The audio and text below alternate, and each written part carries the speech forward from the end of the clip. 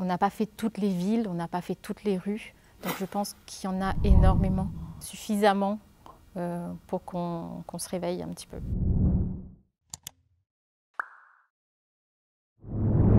Salut Isabelle. Salut. Donc Isabelle, tu es trésorière de l'association Couleur Locaire et dans la vie tu es coiffeuse également pour l'association Couleur Locaire. Comment elle est née? Moi et mon cousin Stéphane, qui est le président de l'association, on est tombé sur une vidéo de coiffeurs qui allaient dans la rue et coiffaient les sans-abri. Et c'est vrai que nous deux, on avait toujours voulu faire ce genre de choses, aider les autres, mais on ne savait pas comment. Il m'a regardé et m'a dit « Allons, fais !» Je me suis dit bah, « Franchement, si tu veux, moi je te suis, on le fait. » Et du coup, on s'est donné rendez-vous à Saint-Paul, la première maraude. On n'était que tous les deux avec notre sac à dos. On a marché dans les rues, on a cherché les personnes, les sans-abri. Et c'était une magnifique journée parce qu'on a rencontré de belles personnes. Je pense qu'après cette journée-là, ça nous a fait tilt. On s'est dit, voilà, on a trouvé ce qu'on aime faire et on s'est lancé. On a fait notre première journée, ça a enchaîné sur d'autres journées de maraude. Et là, vous étiez 2 et maintenant, vous êtes combien? On est 7. 7 dans l'association, 4 coiffeurs avec une photographe et d'autres personnes qui nous aident pour tout ce qui est approche avec les sans-abri, donner le café, distribuer les vêtements. Pourquoi c'est important de les coiffer? Dans l'enseigne où je travaillais avant, ils faisaient une pub et la pub c'était « Recoiffe-moi le moral ». Donc je pense que cette phrase, elle veut tout dire. Là, nous, on coiffe les sans-abri pour leur apporter un soutien. Comment ils réagissent quand ce premier jour, vous êtes arrivés à 2 avec ton cousin? Bonjour, on peut te coiffer? Ils étaient un peu choqués parce qu'ils ne savaient pas ce qu'on voulait. C'était un petit peu perturbant. Mais après, d'autres personnes, ils étaient vraiment contents qu'on prenne le temps, qu'on partage des moments avec eux et qu'on leur propose des coiffures. Au niveau de l'organisation, une maraude, c'est on va dans la rue et on va à la rencontre des sans-abri. Donc après, nous, on propose nos prestations.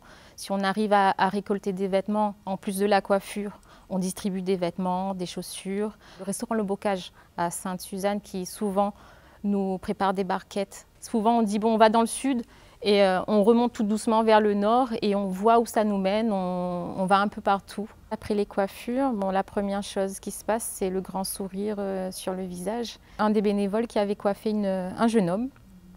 Un très jeune homme. Il disait « Ah, je suis trop content, maintenant je vais pouvoir aller me balader en ville, la tête haute, ça se trouve, je vais me trouver une petite chérie. » Donc c'était vraiment sympa.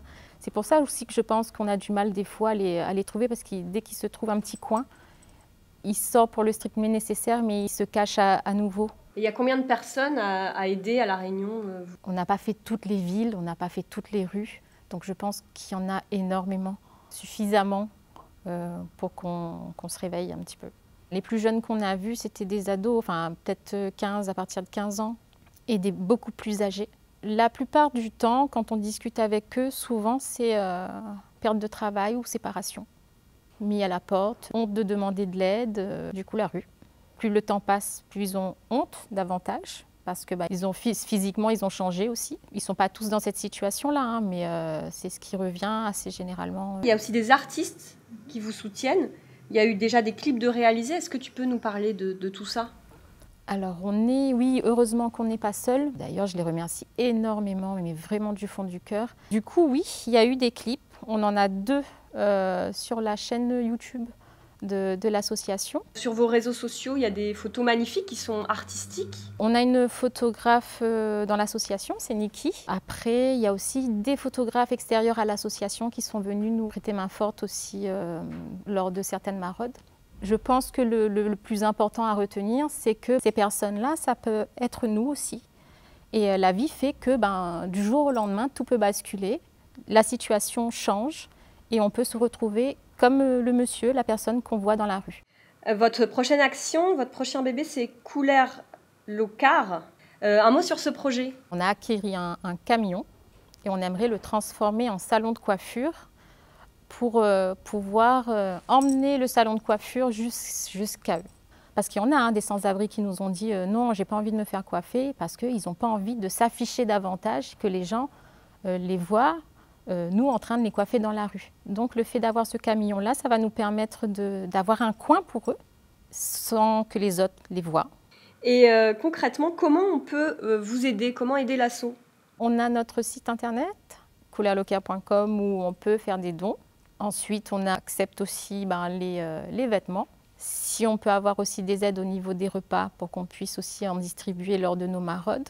Les kits d'hygiène qu'on essaye de faire régulièrement, le souci qu'on aura, et c'est un problème qu'on a actuellement, c'est qu'on n'a pas de local pour stocker tout ça. On fait une maraude, 2 jours avant, on va commencer à prospecter pour essayer de récupérer des vêtements, parce qu'on ne peut pas tout stocker. Et d'autres bénévoles, vous cherchez aussi En maraude, on n'a pas besoin, entre guillemets, pour l'instant de bénévoles, parce qu'on s'est rendu compte que quand on est trop nombreux, ça fait peur. Mais par contre, on fait de temps en temps des journées solidaires, des journées sur site, et là, éventuellement, on en aura besoin. Par exemple, là, on en fait régulièrement à la cathédrale avec le café solidaire, pour ceux qui veulent nous aider à distribuer les vêtements et la nourriture, éventuellement. Sur ce genre d'événements-là, oui.